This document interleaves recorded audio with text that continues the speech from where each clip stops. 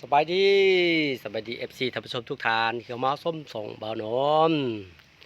ก็ห่างหายไปหลายเดือนสมควรเนาะพี่น้องเนาะบ่ได้อัปโหลดลง YouTube ให้ FC เลยเบิ่งมื้อนี้มีโอกาสดีเนาะสร้างพุทธสร้างหนม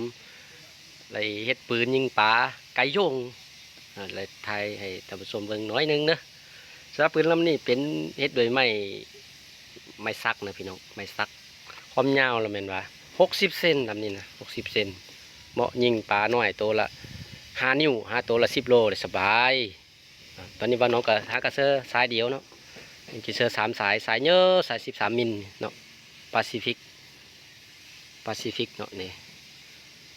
ความยาว60 เซนดำยิงนะดำยิงตอนกลางเว้นก็ได้กลางคืนก็ได้เนาะเดี๋ยวว่าน้องจีทดลองยิงให้ผู้ชมเบิ่งเด้อลูกสเตนเลส6.5 มิล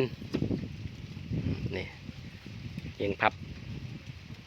เซตรุดแล้ววันนี้ตัวเยอะ10 โลวันนี้นะบ่มีรุดแล้ววันนี้นะปีกายนี่รุด2-3 ตัวปลาเอิญอยู่น้ำของนะมีเซฟพร้อมเนาะไก่สเตนเลสมีเซฟนะเดี๋ยวว่าน้องทดลองยิงให้เบิ่งเด้อไปเบิ่งสางพุทธก่อนสางพุทธนี่เนาะในสางเครื่องมือว่าน้องก็ถือว่า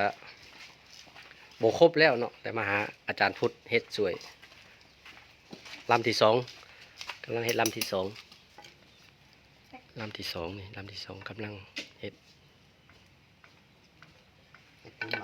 พื้นหมานเนาะอันนี้ปืนยิงหนูอันนี้ไปเอาไปทดลองยิงลำไก่ยงกันเนาะไปมาวันนี้ทดลองยิงก่อนง่ายเนาะ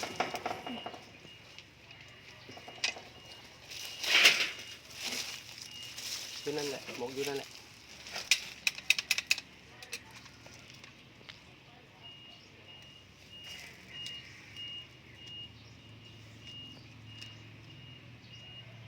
นะ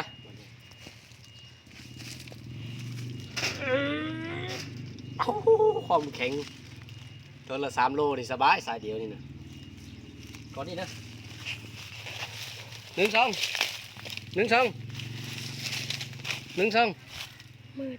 2ความคักสอดพุดเลยคุณ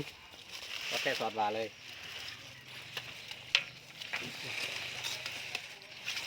เอาปานเนาะคักหลายนี่ครับ2ยิงคุณนะเซ็ตเลยป้าดึงออกมาดูตีปลดออกได้บ่เฮ้ยอย่าเตะซะโถ่วัดซะ